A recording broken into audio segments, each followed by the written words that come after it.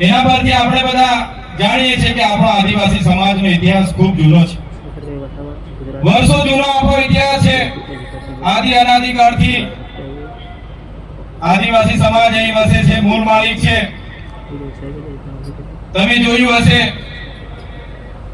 હજારો સાલ પહેલાની સિંધુ ખીણની સંસ્કૃતિ, મોહેન્જો-દડોની સંસ્કૃતિ, તે વખતે પણ આદિવાસી સમાજની સભ્યતા આપણને ઇતિહાસમાં જોવા મળે છે। તમે રામાયણ ઉઠાવીને વાંચો, એમાં વાલ્મીકી હશે, હનુમાનજી હશે, નિષેધ હશે કે સબરી હશે, પણ આપણા પૂર્વજો હતા। તમે મહાભારત ઉઠાવીને વાંચો, વીર એકલવ્ય આપણા પૂર્વજ હતા। તમે થોડી સદીની આગળ જશો, એ સદીઓના જે યોદ્ધાઓ હતા, તમે મહારાણા પ્રતાપનો ઇતિહાસ જોશો, એમની સાથે જે લડવાવાળા પૂંજાભીલ, દુધાભીલની આખી સેના હતી। તમે શિવાજી મહારાજનો ઇતિહાસ જોશો, એમાં જે બાવલાભીલની આખી સેના હતી। તેવી જ રીતે તમે તમામ રજવાડાઓ ભૂતકાળમાં જોયા હશે, આદિવાસીઓના રજવાડા હતા। અમદાવાદની વાત કરું, આશાભીલનું રજવાડું હતું। ભાવનગર જ્યારે આક્રમણો થયા, ત્યારે આપણા બાવળા ભીલની આખી સેના એમની સામે ઉતરી। ત્યારે આપણો ઇતિહાસ ગૌરવશાળી છે, આપણી સંસ્કૃતિ ગૌરવશાળી છે, આપણી સભ્યતા હજારો વર્ષો પૂર્વની છે, સમાજમાંથી આપીએ છીએ ત્યારે ગર્વ થાય છે આપણને। આપણા પૂર્વજો બહારની જે સભ્યતા, બહારના જે લોકો અતિક્રમણો કર્યા, આક્રમણો કર્યા, એમાં ડચ હોય, હોણ હોય, પોર્ટુગીઝો હોય, અંગ્રેજો હોય, એમની સામે પણ આપણા પૂર્વજો લડ્યા છે।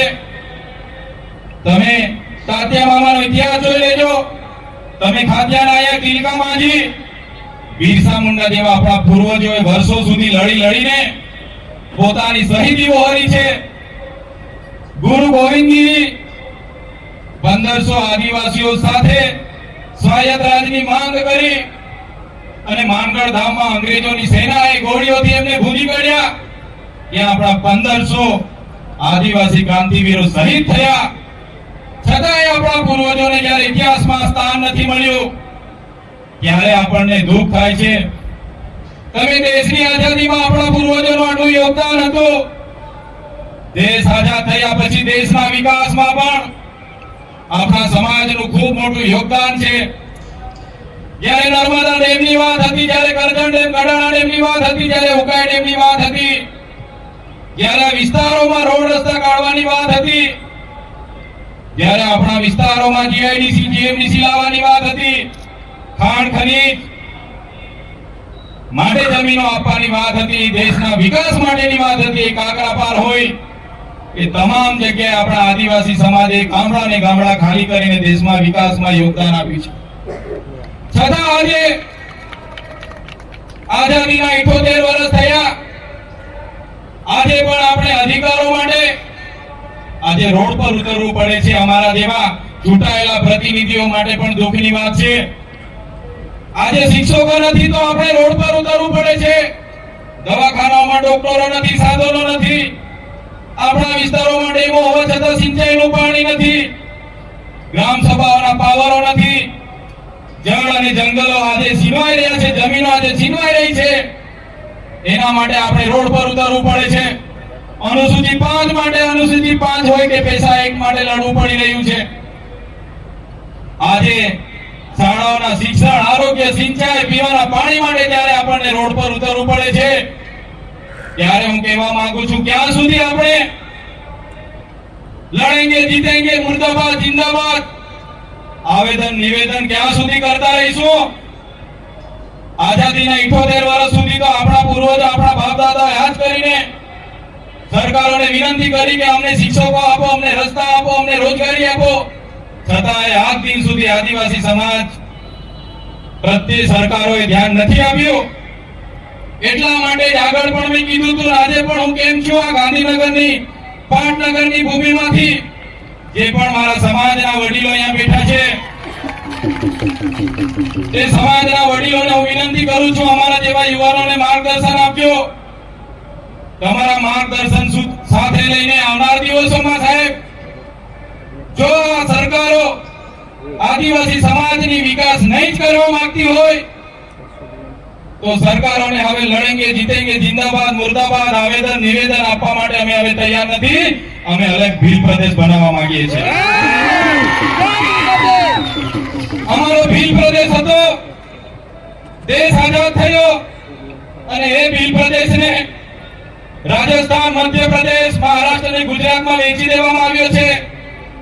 આજે પણ અમારા ચારો રાજ્યમાં વહેંચાયેલો ભીલ પ્રદેશ આજે પણ અમારી રહેણી કહેણી, અમારી સંસ્કૃતિ, અમારી પરંપરા, અમારી બોલી ભાષા, આજે પણ અમારા સામાજિક પ્રસંગો, આજે પણ દરેક રાજ્ય સાથે અમારા રોટી બેટીના વ્યવહારો છે. વડીલો અહીંયા બેઠા છે, એ સમાજના વડીલોને હું વિનંતી કરું છું, અમારા જેવા યુવાનોને માર્ગદર્શન આપજો.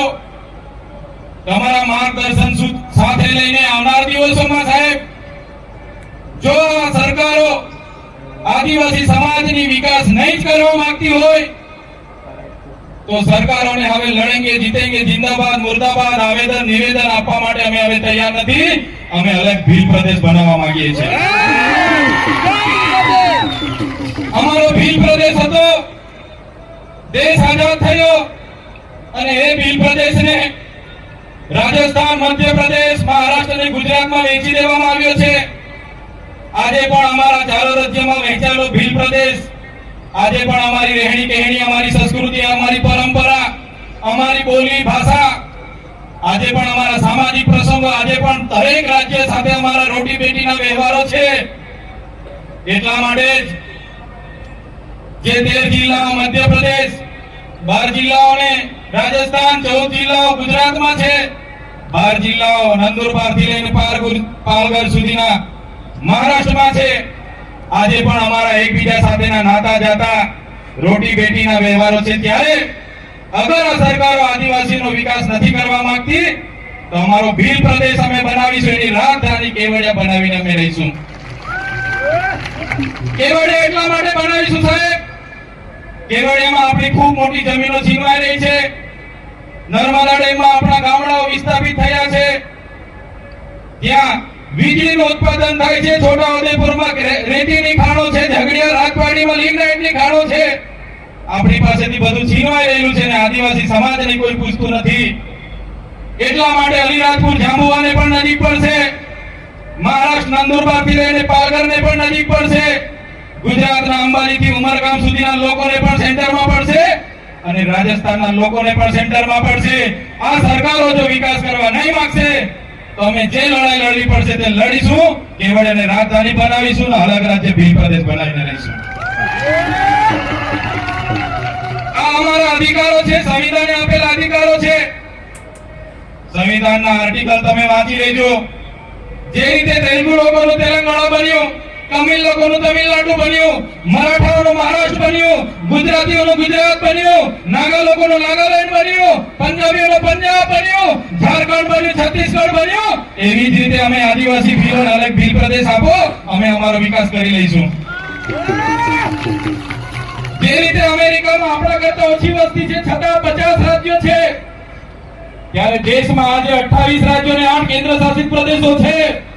29મું રાજ્ય ભીલોનું બને, આદિવાસીઓનું બને, એમાં કોઈ પણ પાર્ટી, કોઈ પણ સરકારોને એ બાબતે વિરોધ નહીં હોવો જોઈએ. અમારા આદિવાસીઓને અલગ અલગ રાજ્ય આપી દેવું જોઈએ.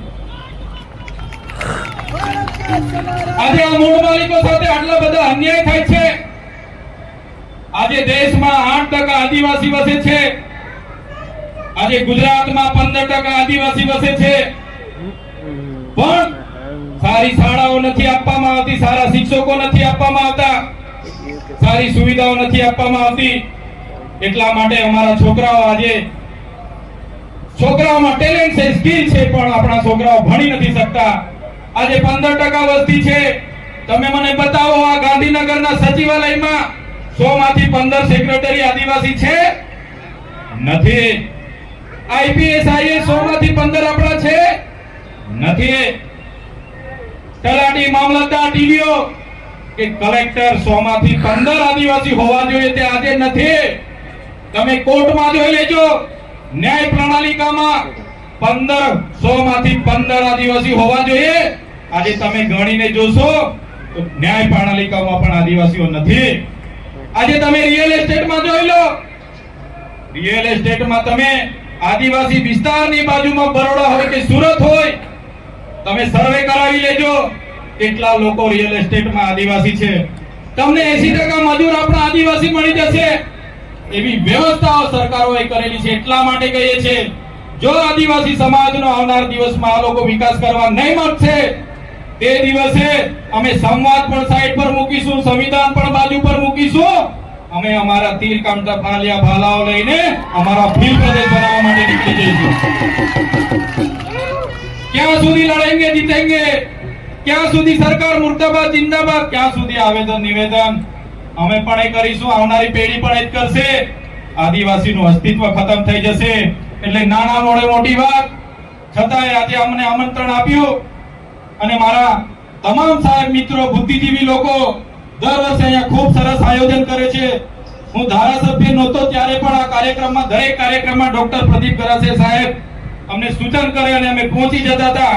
આજે ધારાસભ્ય તરીકે બન્યા છે, અમને અહીં આમંત્રણ આપ્યું, અમને માન સન્માન આપ્યું, અમને બોલવાની તક આપી. એ બદલ આયોજન મિત્રો તમામનો અને અમારા માર્ગદર્શક જેમના કન્વીનરના નેજા હેઠળ આ કાર્યક્રમ આજે થઈ રહ્યો છે એવા અમારા પારકી સાહેબ, તમારું માર્ગદર્શન અમારા જેવા યુવાનોને આવનાર ભવિષ્યમાં પણ તમામ અધિકારીઓનું માર્ગદર્શન અમને મળતું રહે, એ જ આશા અપેક્ષા સાથે આજના કાર્યક્રમમાં બધા ઉપસ્થિત થયા. બધાને મારા જોહાર, ધન્યવાદ.